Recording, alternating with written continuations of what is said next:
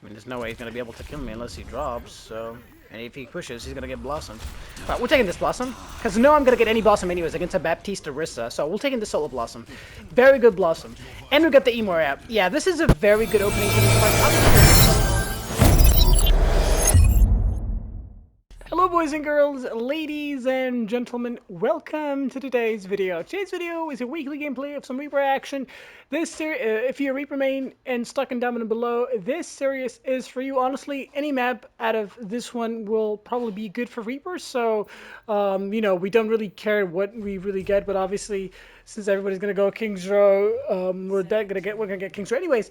Like I said, if you're Reaper main, stuck down below, this series is for you. If you're Reaper main, you want to get better at the game, you don't know why you're losing, and Reaper probably, I'm guaranteed you're going to learn something from this video, whether if you're a Reaper main or starting out, or a dedicated Reaper main. Anyways, two common mistakes that we always gotta point out. Two common mistakes that people do on Reaper is they always fade in and ult, and number two, they always constantly flank. You always have to adapt your playstyle depending on the enemy team's team comp and your team comp, of course. And secondly, you need to always know, sorry, excuse me.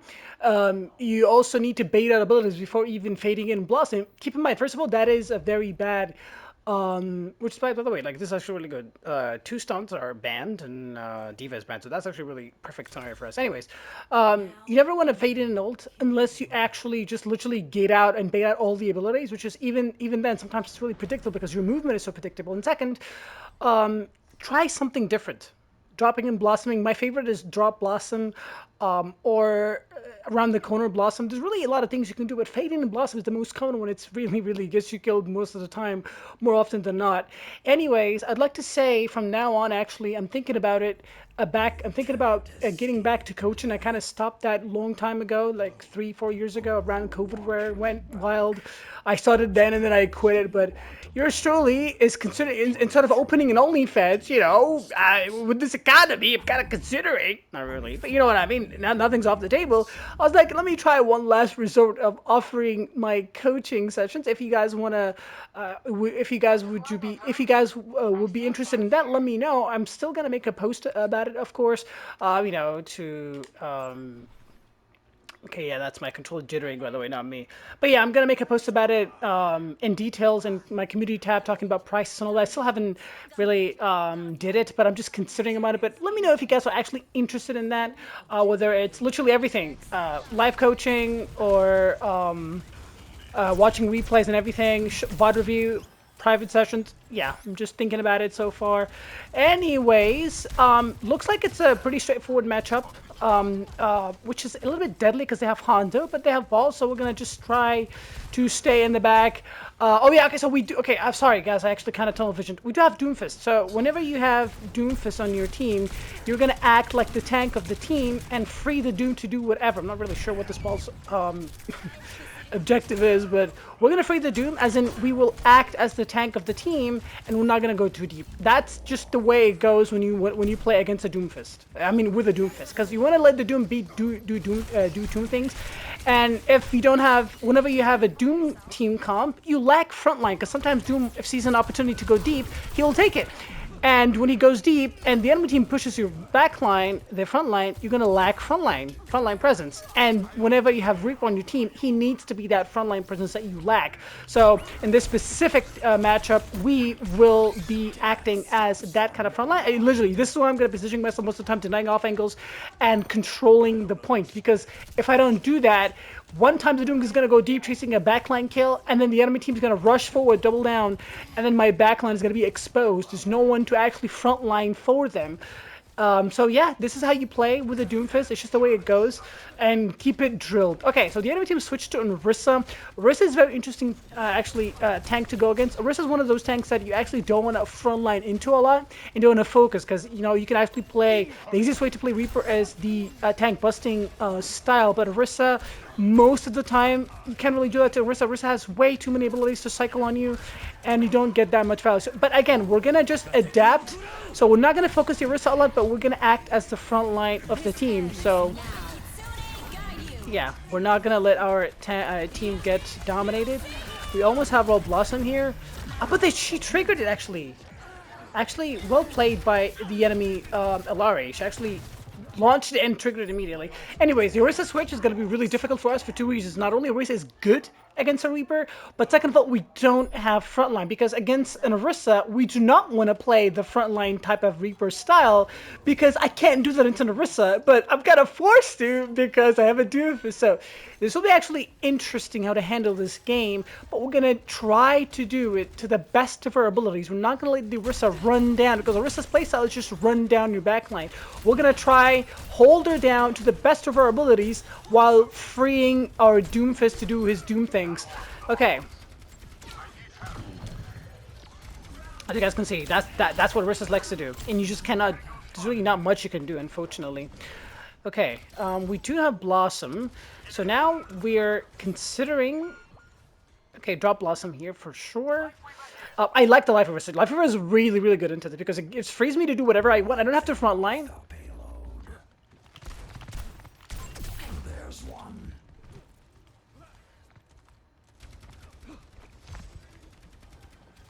I mean, there's no way he's going to be able to kill me unless he drops, so... And if he pushes, he's going to get Blossom. Alright, we're taking this Blossom, because no, I'm going to get any Blossom anyways against a Baptiste Orisa, so we're taking the solo Blossom. Very good Blossom. And we got the Emor app. Yeah, this is a very good opening to this fight. Obviously, the Orisa will ult, but again, we have a Life Weaver. That's why Life Weaver is really good into this.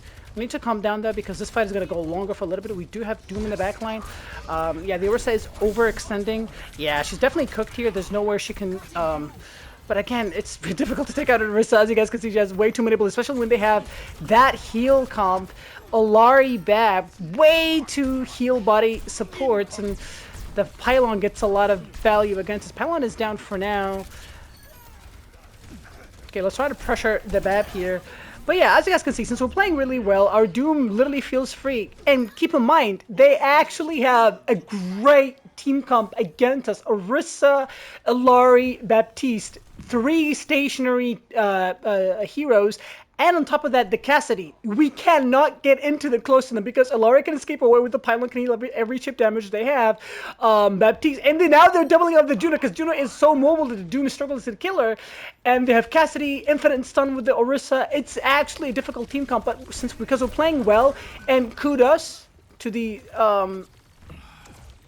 Life Weaver switch, really actually enables us actually to kind of do what we really want to do. Right, really great kill here, going for the cast. Thank you, sweetheart. But yeah, as you guys can see, because we're playing well, we're understanding the matchup. Like, it's just, literally, it's just game sense wise. Because I've said everything, and then as soon as my support, when Life Weaver switching from Diana, I contradicted everything as I said. I was like, okay, now I don't have to frontline. It's just, that's how Overwatch is so complicated.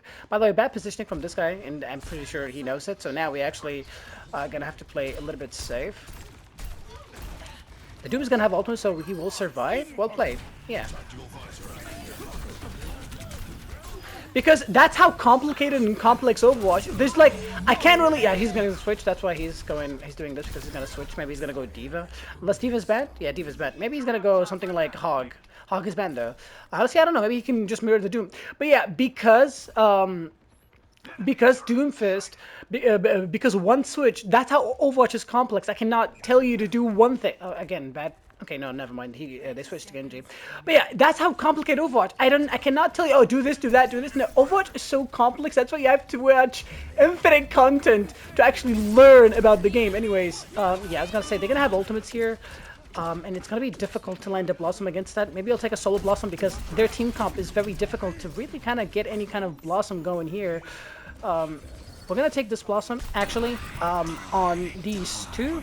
Unfortunately, they actually survived. I know I can take out this Moira, but the soldier caught on. Yeah, because it's really difficult to get any Blossom against Orisa. So whenever you mess up the Blossom against that team comp, it's okay. Because look at their team comp. Orisa can stun you, boop you, and just fortify. You cannot do that. Genji can deflect. Ilari can boop you away. Moira can fade away. And they had a Bab can just jump away. Emor. It's really difficult. Hanzo can one-shot you, fade dash away. It's just... It's not a matchup where your Blossom thrives. Blossom is actually one of the worst, in my opinion. It's not the worst, but it's it's not really not that great. It's not the greatest. Yeah, we shut him down. We used our ability there, the double shotgun. Yeah, I really like this perk. I used it by accident in the practice range, and I was like, why the hell have I not used this so far in my videos? So, guys, instead of using the fade in perk, because he might be close to another ultimate, but it doesn't really matter. Um, yeah, it doesn't really matter. Yeah, because I've always in my videos, guys, literally almost every video that I think no, every Reaper video that I uploaded for the past, like even since the perks came out, I've never used the double shotgun perks, and because I've never really understood it what it does. So one day I was like, okay, you know what? Because the fade in a blossom, it's literally so bad that guys I cannot emphasize how bad that play is. So I was like, okay, instead of actually going for that perk, what does the other perk do? So I went to the practice range, I actually saw it, and I was like, okay, why did I not use that before? Using the other perk, actually, the other major perk, it actually gives you another power into your tool to actually helps you secure even more kills. Because instead of picking a perk where if you actually want to maximize the use of it, you have to actually do a very bad play. Why not go for the double shotgun perk? It actually does. I tried it in the practice range. It actually helps you close a lot of gaps. I think you can one tap a combo, 200 HP target, like one shot, and then do this. Like you know the perk, like one headshot and then the perk. I think it one shots the target. I tried it multiple times. It definitely saves you a couple of shots. It's value. So go for the other perk. In my opinion, rarely where I think I'm not saying the other perk is really bad, but do not always insta lock it because you're planning to do a fade in blossom. That's very bad play considering. And by the way, like as you guys can see, the enemy team are running very straight up direct counters for our team comp, but because we're playing well, our Doom is doing also very well. Anyways, they have a Rissa Genji, so now there's no way I'm gonna do anything but frontlining. In this matchup, we're gonna have to just annoy the, but unfortunately it's a Cassidy flanking. But yeah, we're gonna have to annoy the Rissa to the best of our ability. It's gonna be really difficult, but because there's nowhere to go. Against an Alari, you cannot flank an Alari, especially on defense. You can't. Maybe if there's someone who's on high ground, I would pick the high ground, but the supports needs to go something like Zenyatta. Otherwise, yeah, it's going to be really difficult to do anything into this team comp. This guy needs to go Zen, Bab, or the tech needs to switch. Okay, I'm going to just... yeah, there you go. He went Baptiste as I have anticipated. Yeah, I want to increase that. As you guys can see in all my videos, I always say, if you feel your aim, you know, increase it. If you don't feel your aim sometimes, lower it. It's totally fine. All right, so no Suzu here. We're definitely gonna play a little bit on the aggro side. Okay, let's try to pressure the right angle, pressure the Cassidy here a little bit. Okay, unfortunately, he caught onto that, but we are alive, so. All right, our Doom is creating a lot of space. We need to use that space. Yeah, we're putting in a lot of pressure on the Orisa. That's Suzu out, and that's really good. The Cassidy is out. Alright, we're gonna TP out immediately. Very good tree. But yeah, like I said, guys, in this matchup, like in this scenario, it's contradicting. On defense, you just have to pressure the Orisa to the best of your abilities. Like it just as bad as it is, you have to do it. Okay, now we need to track abilities, but it's really difficult to land a good Blossom here, because of the nature of their team comp. They have double Suzu with the Emor and stuff. Okay, no Fortify. This is what we pressured the Orisa infinitely. Okay, they did use Window. Okay, let's try a Force Fight on point. Alright, now we're setting up for Blossom. The Genji's following us. Okay, that's four ultimates, including the Baptiste. So now we're going for an ultimate, for sure. Alright, yeah, this is a Blossom that I'm willing to take. If we need it, I don't think even need it because we have really good rotation. So we followed up on the Doom's play, and now we're just cleaning house.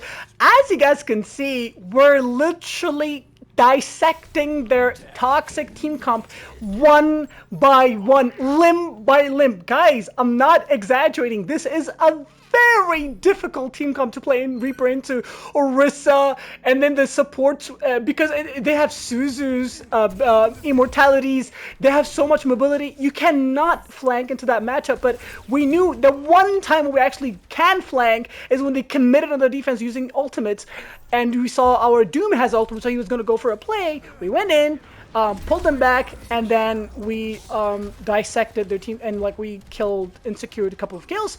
And even if Blossom was needed, we'd have definitely went for it because abilities were exhausted and the Cassidy had no idea what were there. That's why it's much better to do this stuff like that than just fade in and blossoming. Anyways, we know there's at least a Cassidy maybe there somewhere, because as you guys can see, the Kiriko tried to heal somebody, or the Genji maybe is there. Let's try to flank them. We need to bring them outside of our backline. Okay, I know he's here though. There he is. He's backing on me shooting at his deflect, but you guys know me, we're better than that. So we're gonna kill him. Yeah, because any other Reaper, because I know how these Genji players play. They just rush into your face, expect you to shoot, they just instantly deflect. But because now we're better, we know what to do. Now they use their Suzu, so yeah, now we're gonna pressure the Juno. She's definitely dead, like, yeah, like she's marked for death. There's just nothing she can do because her Kiriko left her. She used the Suzu and left her, so she's marked for death. Now, if you want to, we can take the Blossom here on the Kiriko, and it's just going to be a really great, just great game because there's nothing they can do. And obviously, our life over there sabotaged us because the Orisa used his platform. But again, it does not really matter. We're just better, bigger, and stronger, guys. If you watch my video, there's no way you're not going to learn something. So, you know, that's just a little bit add to me that maybe you should consider. Okay, well, they can win this because they have ultimates. Yeah, maybe that's, like I said, I was going to say, like, maybe that's just a little bit of ad for me, for my coaching section that I'm going to hopefully open up the commissions to. So, you know, keep an eye for my... for my community tab. But yeah, boys and girls, ladies and gentlemen, thank you guys for watching. Thank you guys for stopping by. I really hope you guys enjoyed. If you did, like the video if you enjoyed, subscribe if you're new, share with your friends if you learned a thing or two. And before I fail you guys, this is the perfect way to play Reaper. And to my, because I get these kind of comments a lot, they're like, oh yeah, you're way too defensive, blah, blah, blah. Guys, I always play anything depending on what the enemy team runs. The enemy team ran a very toxic team comp, a very, like, to Reaper, not toxic in a way like the word, but it's just a team comp.